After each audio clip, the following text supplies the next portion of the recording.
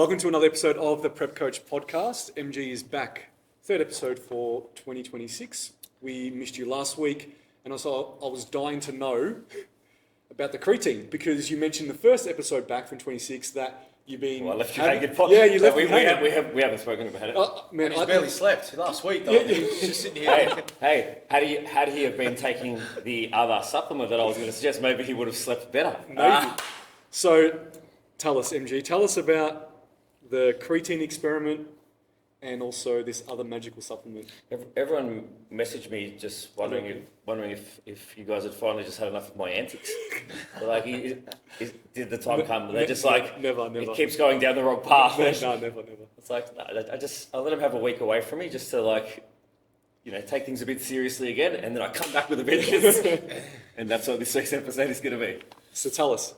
Yeah, so I did mention that I'd been, after Scott's recommendation, when that paper came out, I did have a bit of a read, and then I spoke to Scotty about it, and you actually brought it up on a podcast episode about that study around cognitive improvement at a higher dose of creatine, which was at 20 grams a day.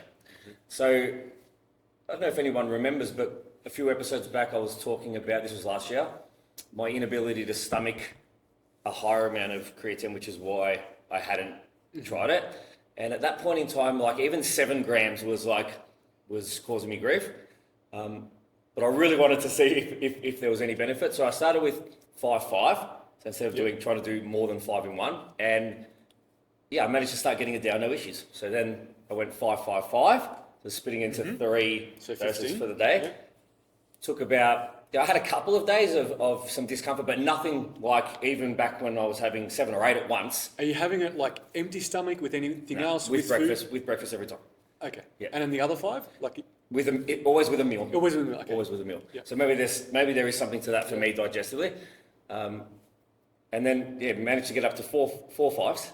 So 20 in total. So 20 in total, and now I actually have it that I can do 2 10s, which is crazy because I couldn't even do 7 without. Yeah. Uncomfortable sides for me. Yeah. Everybody probably knows, the things that can happen. Whereas now I'm having it as 2 10s and having 0 issues whatsoever. So what have you noticed? So for me, in terms of my ability to focus on an activity and feel calmer through what would be typically a very stressful situation for me, it seems heavily enhanced. Oh, really? Yeah. The thing that I'm taking it with, where that might be more specific to the way I'm wired, but I've been using them together and it's been helping me a lot, on its own is 20 grams of creatine a day with 400 micrograms of L-Theanine. Oh, okay, yeah. L-Theanine is in... It's in a lot of nootropics. One of the supplements that I take. It's called Attention by Fraction Labs, and I normally have that when I'm doing check-ins, and it has that in it. Does that make sense? For me, together, those two, I definitely feel a lot more focused, as I said, but a lot calmer. Mm-hmm. Even in a high pressure situation or a more stressful situation, with L-Theanine, I definitely notice a difference. And I think the two of them together is the first time I've been like, oh my God, I really feel a difference from a supplement that's not just a muscle-related benefit. Have you done anything different with caffeine at all? Nothing. If anything, I'm having way less caffeine now because of it. Okay. I'm going to ask you because I remember reading it or something about L-Theanine and how it reacts to caffeine. Maybe it blunts caffeine or it dulls the effect of caffeine or it helps you maybe digest caffeine quicker so it gets out of your system. Have you heard anything like that? I haven't looked into the specifics of it, but I know what you're talking about. I have heard people talk about it. I don't know if there's much evidence that, how heavy that is in terms of supporting that. But it doesn't work on the GABA pathway? Yeah, because it's in reference to when people want to get to sleep and they've taken some caffeine and they want to negate that effect, they take L-Theanine. As a means of trying to mitigate it. Yeah, I know, I have heard that. Again, I haven't looked into it in depth, but when I did, I remember reading, this is ages ago back, that it wasn't overly robust data to say that if you take all this caffeine and then you just take L-Theanine, but it is a pretty powerful nootropic. It's in, who pushes that a lot is, what's his name? Joe Rogan. Yeah, it's in Eurogun. Is it? What's the British guy, James Smith, he has that nootropic. You know that drink that he pushes. So they sell a heap of that. It's big over in the UK as well, and so that's one of their key ingredients in that. But it is quite common. I use it every single day. Same thing before a work block. I feel like your ability to zone in and to be able to lock in from an attentive perspective is very, very good. But it doesn't surprise me that you found that beneficial, whether it's the combination. Maybe there is, I don't know of any research in terms of having 20 grams of creatine and then supplementing with Also, that. like, in full disclosure, I do have a ADHD diagnosis and I do take stimulant medication. That's why I think I'm feeling it more, because I don't feel like there's the onset of taking that medication and then the drop. I feel like now everything just feels the same throughout the day. Okay. And I think since those two being together, and they've only been together for, I'm talking less than 2 months, I've definitely noticed a very, very big change. So you're keeping your medication the same? You haven't Nothing's changed it? changed. Yep. I'm having less caffeine purely as since putting these two together, I've just felt the need for less. Do you have caffeine around the window when you do have it? So I have caffeine as soon as I wake up, Yeah. and then only pre-workout, and that's it. I used to have But as in when you're taking the creatine and you're taking I L-theanine? yeah. What are the 10 milligrams? So with the L-theanine, yes, and half of the creatine dose in the morning first.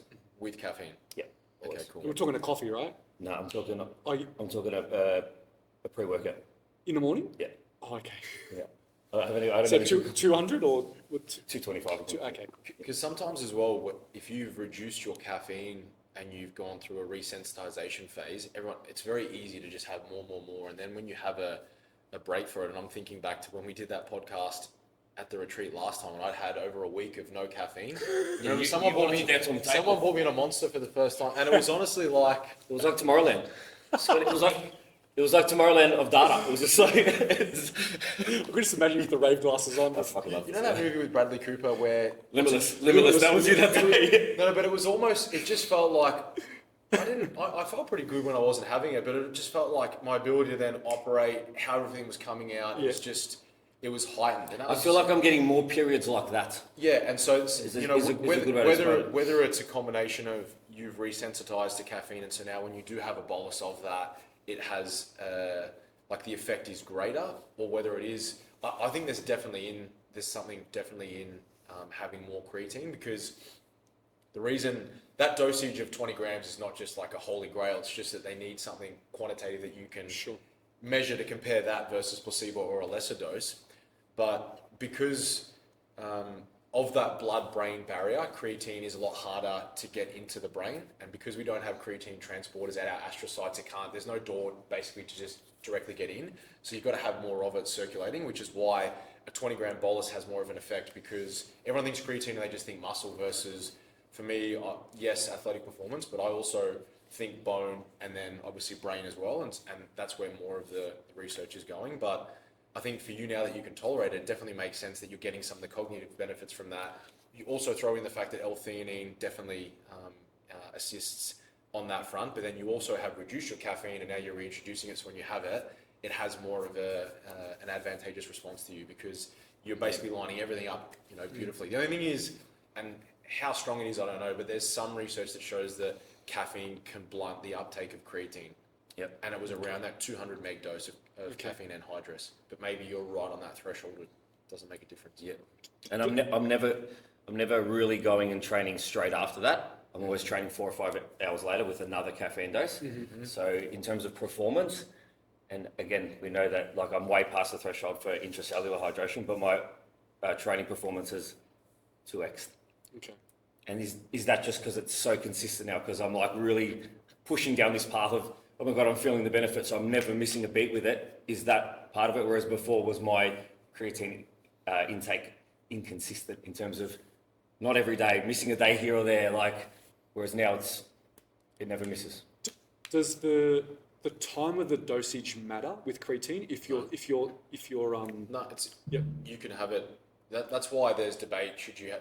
The only reason I don't advocate for a pre, and again, there's some research that shows that it has no effect on the uptake of creatine, but there is some research, I think it was Peter Driscoll as a paper, the name of the paper escapes me, but I know that, and even a conference I went to in the UK, they were speaking about his lab had seen some declines in uptake with 200 megs of caffeine anhydrous.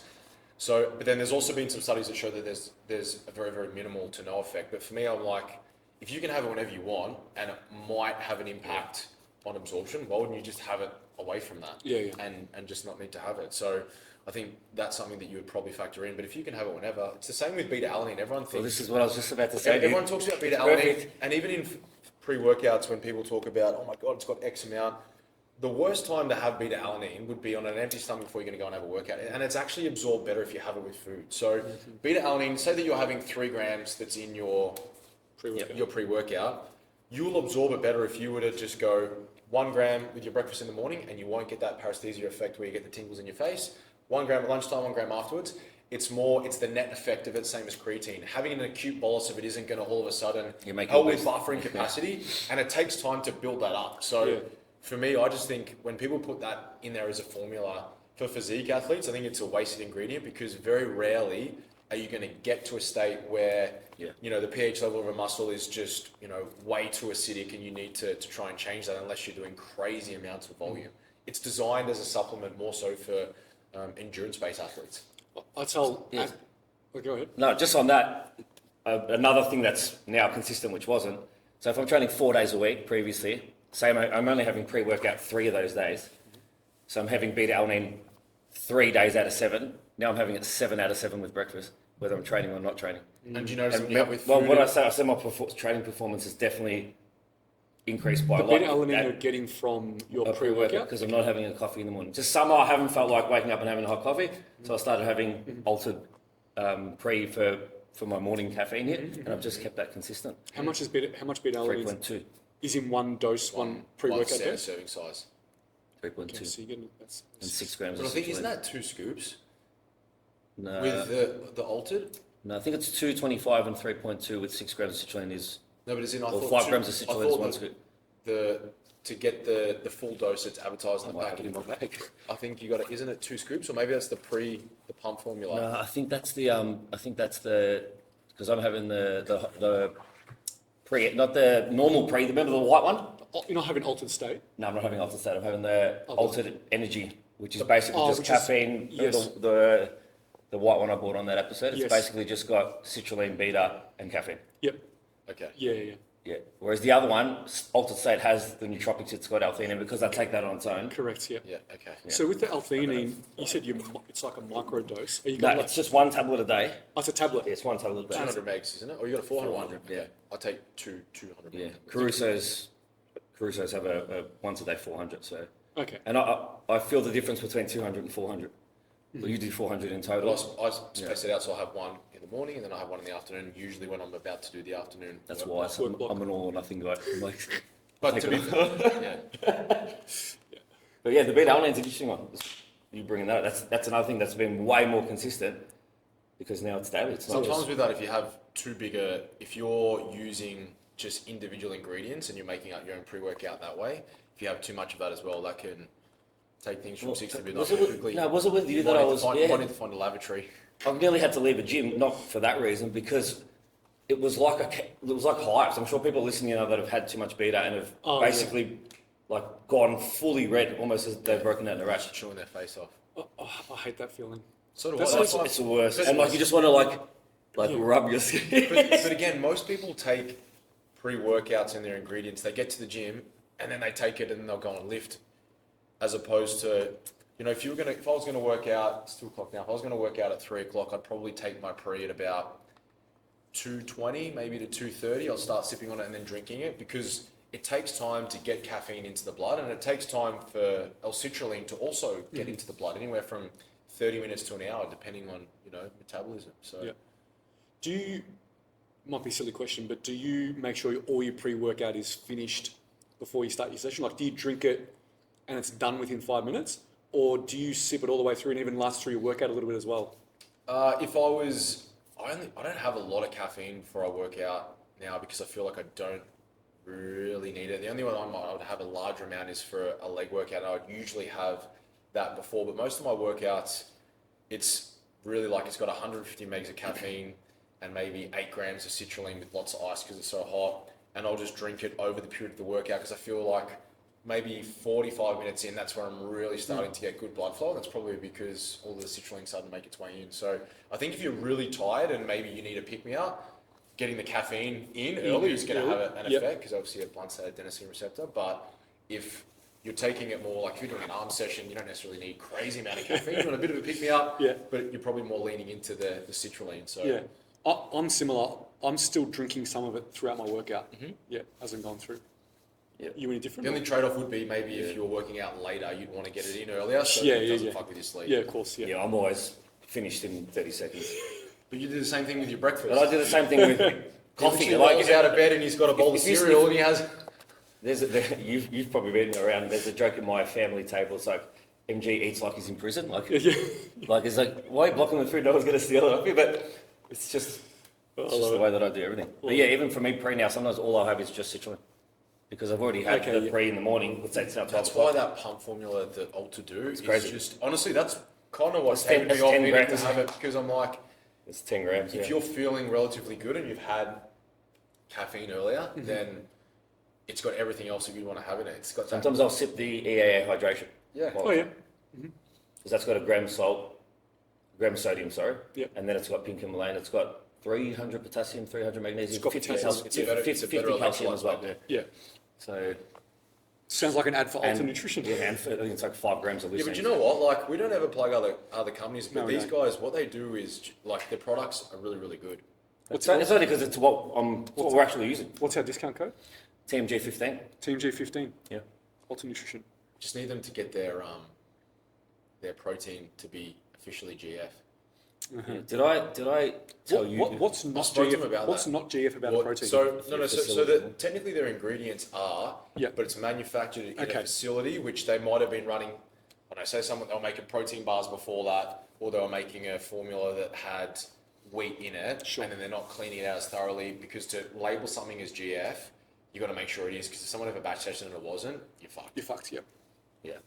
And I get it. That's why, for example, Bulk with their products being able to do that, and they do batch test everything. That's why everyone complains, oh my God, they're charging more for that product. But to get that HACCP certification sign to say that you can take this and we've checked it and what's in it, that costs so much money. So you're paying for that assurance versus other products you're not. Doesn't necessarily mean that what's in them isn't legal or safe. Sure. But it hasn't been tested.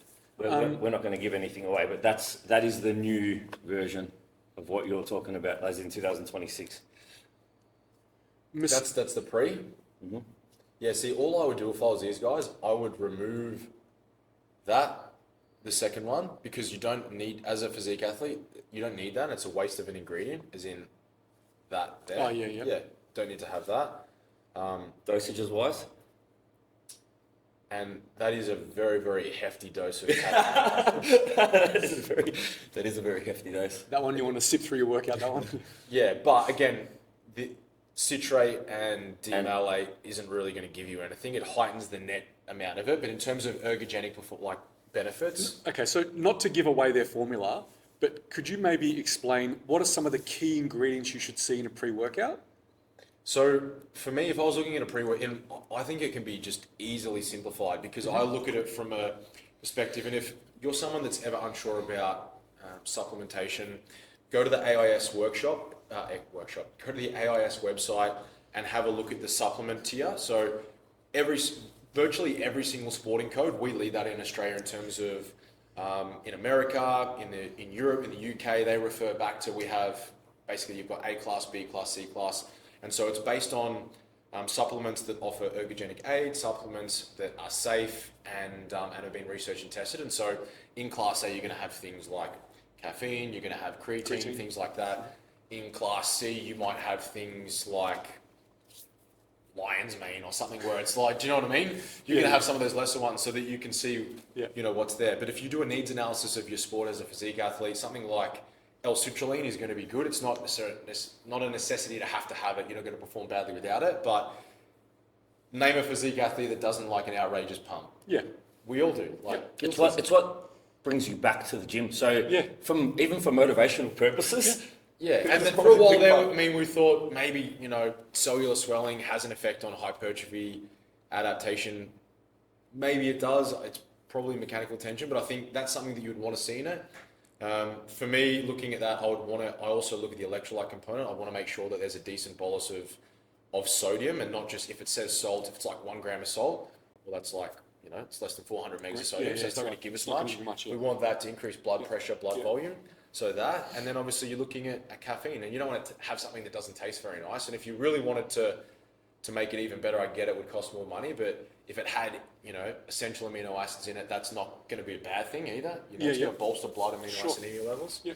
But other than that, sodium, water, you need to be hydrated going into it, caffeine, and again, when you look at caffeine and pre-workouts, you also want to look at what type of caffeine is it? Is it anhydrous? Is it malate? Is it citrus? So they're the things that you would want to look through. And you want it to be anhydrous?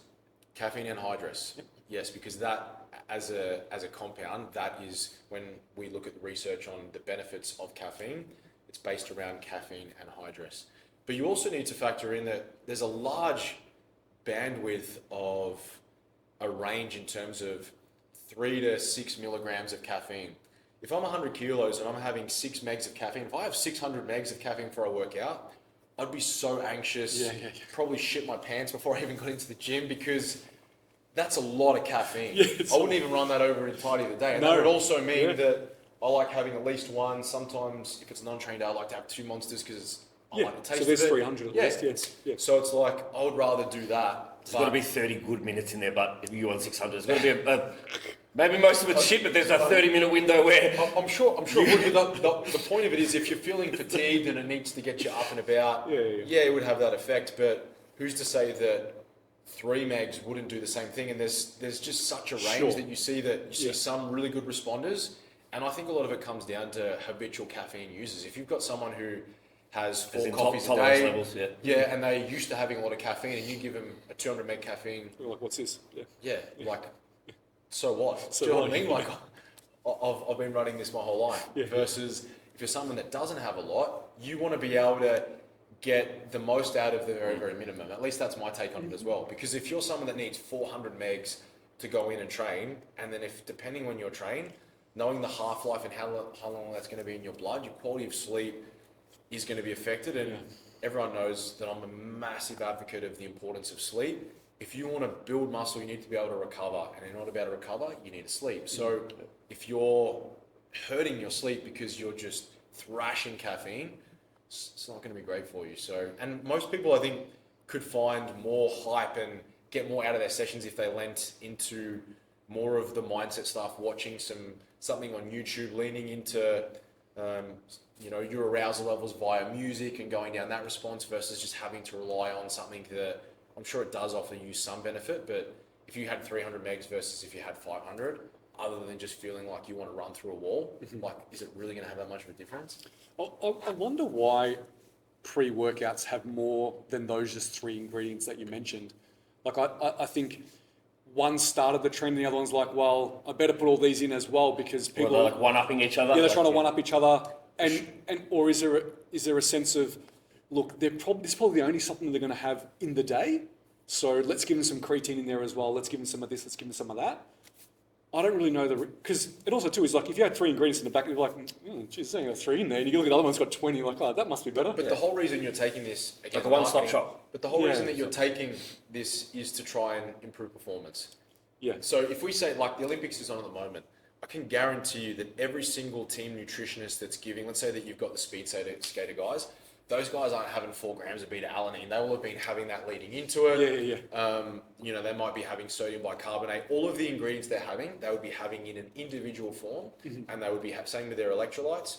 They would be having them under specific dosages, not in like an EHP labs or anything fancy. You're looking at those compounds because they're nutritionists, their sports science team, they're scientists. So they're going through, they're looking at, okay, well, this product, this supplement we know has research behind it. We know that we're going to get this result. So we want that, we want that, we want that. So we're going to get each of those individual ones. Yeah. Maybe it doesn't taste as nice. So then they're probably just going to literally add maybe like a little bit of cordial so it doesn't just taste like you're drinking. And are they testing these athletes at different dosages over long periods of time? Of course. They know their body weight, they know how they respond. For example, you need this much, you need that much. For sure. So they might have someone who, for example, who, again, that range, you might have an athlete that's like when he has 6 megs per kilogram of body weight before. Yeah, his output is He's fucking 2x outrageous, over. Yeah. and so maybe that's what this individual needs. But this isn't trial and error like the day of the event. They've tested this for months leading into it, even to the point where they've probably if it was me, I'd be like putting these compounds in, and then I would be doing a blood draw at 30 minutes in and seeing where these levels are at, and then maybe do another blood draw at 45 and 60 to the point where I want to know where is that peak level. That's the level. You've got access to those facilities. Why would you not? To be able to see where are we getting the most heightened response, and that's how we fucking nail it. Because everyone's metabolism is going to be different, and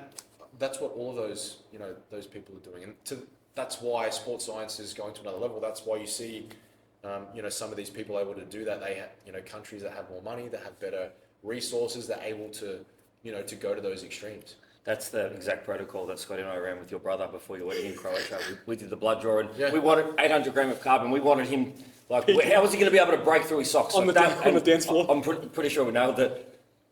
I've got to send you a video actually that that was sent to me that is two people acting like you and my brother on the dance floor.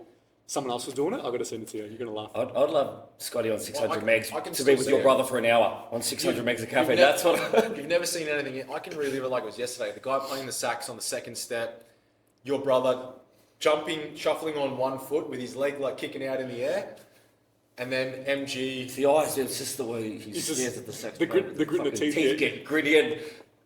Like you want to know what it's like to go home with your cup full? Be that sax player that night. I'm telling you, you're like, I changed the world tonight. I fucking changed the world tonight. He's probably still thinking about it. Have you seen the movie Elf with Will Ferrell? Oh, I love it. That's one of my favourite movies. So you know when he goes into the mailroom? Yes. And then he goes, you got to come down, and then Will Ferrell's dancing. He's doing that thing where he's straight and then he kicks his legs out. That's your brother. That's literally what I'm seeing right now. On the table. On the table. Honestly, I know we're off topic, but that is one of my favourite movies to watch at Christmas. Me too. Oh man, I love that movie. All the joyful memories are just flooding back in my head. My kids love that so much too. I reckon we watched that easily 6-7 times over the Christmas Christmas is the best. They love it. Yeah. Gotta love Buddy. Maple syrup and everything. Yeah. Going back to it, do you remember when there was this craze of all these different types of creatines you could buy? Like there was creatine And ethyl flavoured creatine. Do you remember that? Yeah, there is still flavoured creatines, but do you remember all that stuff? It was like you had monohydrate, which is the stock standard, well-researched works. And you had some other ones that was like, I think it was like ethyl ester. There was some other one that was... Yeah, well, Altered have obviously mono's the big one, but they have a nitrate. Nitrate, well. yeah.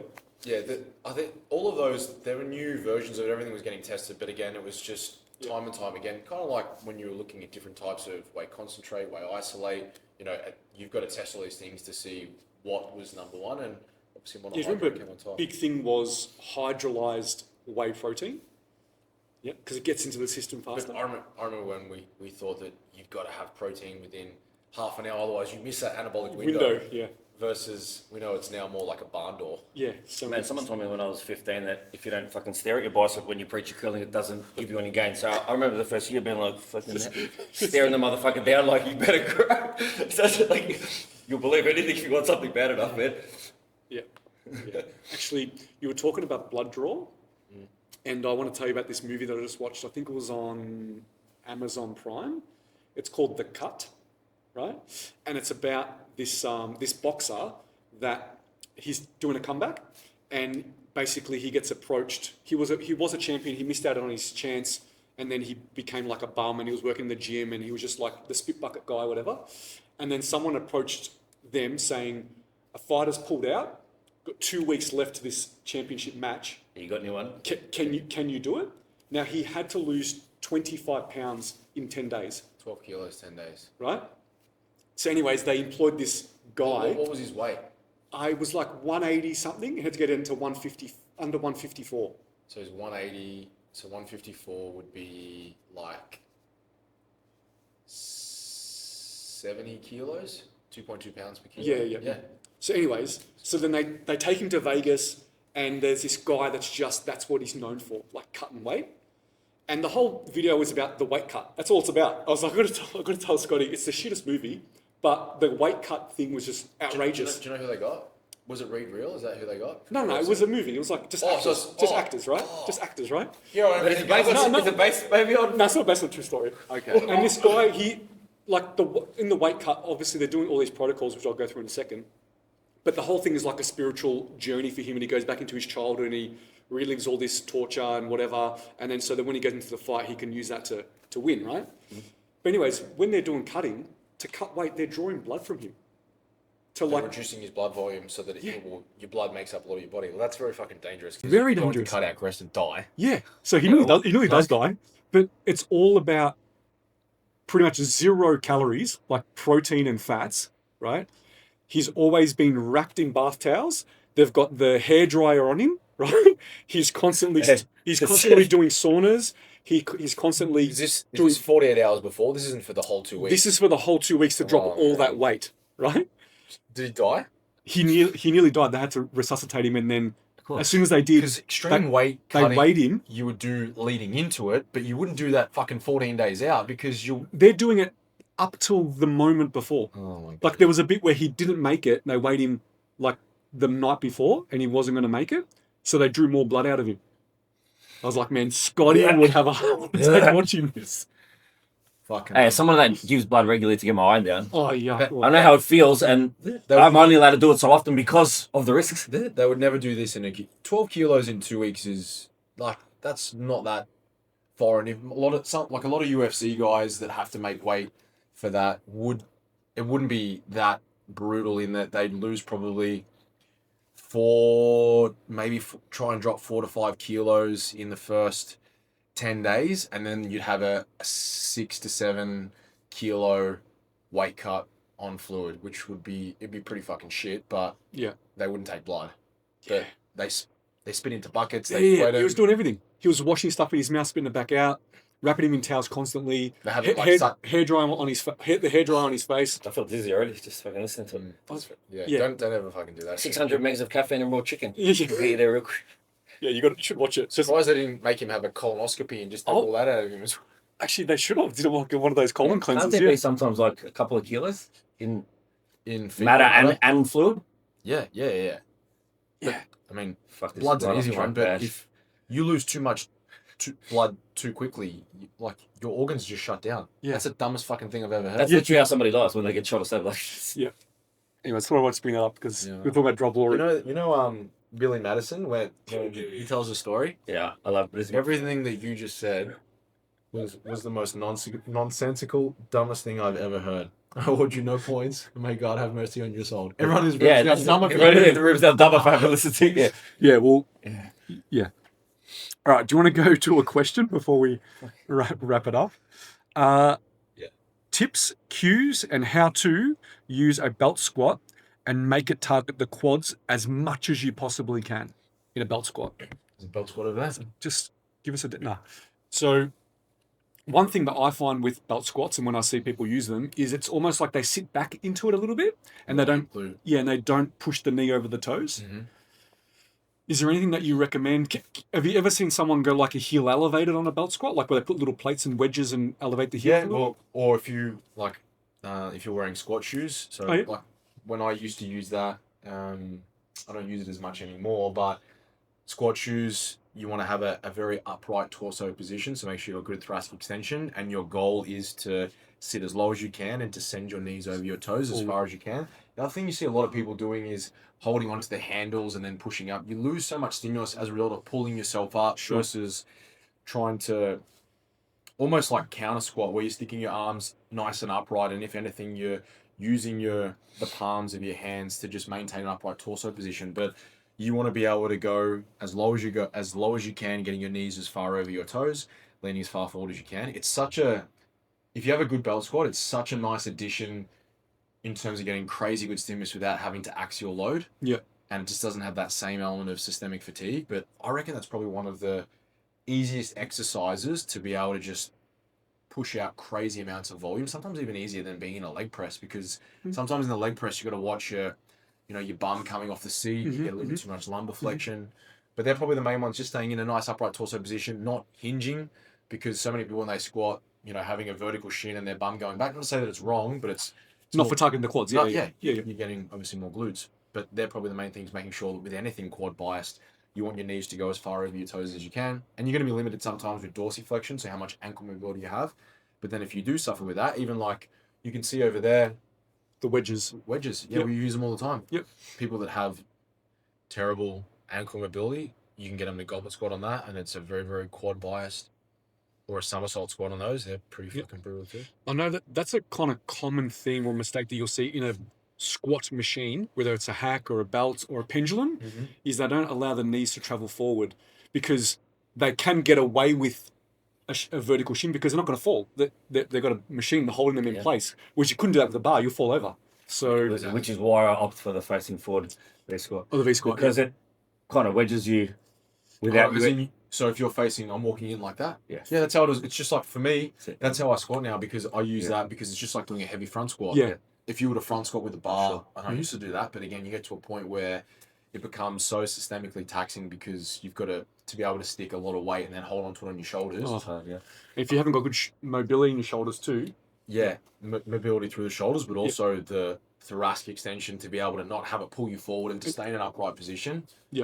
I think the desire to have like a perfect hip hinge and a, you know, say an RDL, and the amount everybody RDLs and always trying to perfect that has forced people when squatting to just throw the hips backwards I know. really, really far and bias glutes a little bit more. I've Because we're primed to just want to hip hinge and throw our hips backwards, but forgetting that if I'm squatting, you know, I still want to try and drive my knees forward. Hence why the V squat piece, especially what Scotty's got, the one here, which is a compound piece, you look at the plate angle, It's angled. it's perfect. It's like an absolute dream. Range of motion's immaculate. You can put your feet all the way forward and still get shitloads of knee flexion. Yeah. But if your back is on it, and the reason why I'm saying facing forward is because you kind of get stuck in the hip position when your back's on it, and I feel like range is limited, but it also means that you're now you don't have your heels elevated anymore. You've got it's the other way. So Actually, I don't think I've ever seen a V squat with a foot pad that actually moves, where you can change the positioning of it. I know hack squats I've seen foot pad can move, different angle, but I don't think I've ever seen a V, and also definitely never seen a belt squat that has yeah. a base that could tilt, which would be pretty cool design. Yeah, I suppose the thing with the hack is, yes, it moves. They all move like that, but you can't face the other way really on any hack. Yeah, Whereas the V, it does elevate you the right way if you face forward. yeah. I think it would be cool if that did move and you could change the positioning get of it. Yeah. Yeah, I mean, for me, it removes all ankle I'm mobility. pretty sure the 100%. tech piece does. The V squat angle, Plate? So plate angles. I'm going there on Friday. I'll have a look. Because not many leg presses angle too. There are some where you can bring the leg press plate backwards and forwards, but those things are really useful because people's But even a ankle lot of hack mobility- squats are fixed. So same thing. So you can adjust that based on. Yeah, you can adjust the base of the hack squat, But yeah, there's some of them. that don't. I've been doing all my And then step ups. you can't really do anything about it because on a hack you can't really put wedges because they're going to fall down, and It's going the other way. and this you could probably put a wedge on it because you're facing inwards and you're pushing against them. But yeah, I think it's a I do my step ups on the V squat, and because ours is really high. yeah. Just can go nice and slow. All the load in the front foot. It's again because it's just the angle. Yeah. Talking about RDLs, there has been like a resurgence of people just bringing up the form check keys on up. RDLs. Non-stop. I've seen some stuff where they're putting bloody foam rollers between the legs and all this kind of... Non-stop. For an RDL, Non-stop. as in lengthways to widen your stance. No, to put it between, so you clench onto Do you the... turn your adducters on? Yeah, Because it's supposed to adducting. target your glutes more so or something. So hold on. So you're You running. squeeze a, your so- squ- So adduct. So your adduct. Yeah, so you got the long ways between your legs, right? And when you RDL, you squeeze it as you RDL, and it's supposed to activate the glutes. It's like they turn into a glute exercise. I'm like, why don't you just do a glute exercise for a glute movement? Instead of making it you're trying to max out the You're length. adducting, not abducting. I know. Doesn't make You're sense. trying to lengthen the hamstrings, right? So I say for most people, if you stand up and get pretend you got a bar in your hand, and without any load, do a rep with a fake bar and just go as far as like you pushing your hips back where your hamstrings are max, right? Yeah. And most people will stop there, but we put the bar in their hand, they go down another 4 or 5 inches. It's like something else is helping you get the rest of the way down, and now it's your Your lower rep. back. Yeah. It's a low back. So it's like I think there's been this thing about trying to get down as far as possible, or Oh, but just max out your hamstring range without any weight, and then just replicate that. Like this is just a lever. It just does nothing else. It's, Everyone's range is different. Yeah. So For don't sure. try to copy For sure. someone's range. For Yeah, sure. yeah. But I think there's also this try to turn a movement into working a different muscle group than the movement is actually for. Just train that muscle Just train through them. a movement that's directed.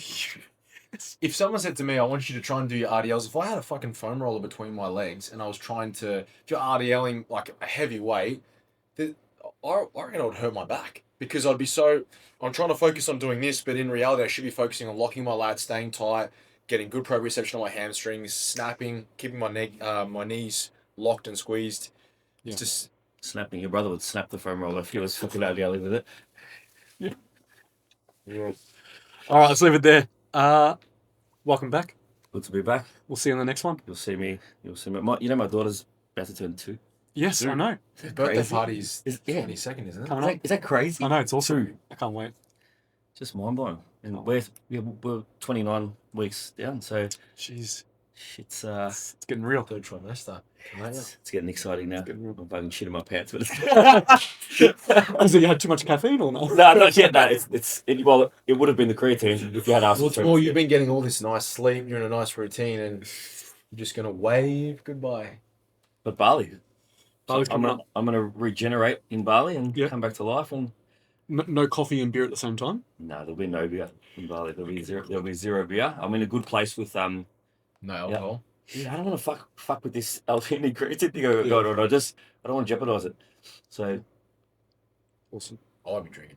and I also have a as we're all doing our seminars. Yes. I've gone. Well, you've seen the topic, so I'm going Yes. down like a fun motivational Yeah, I path. think it's or a good one. something. It's gonna be good. So All right. We'll see you in the next one.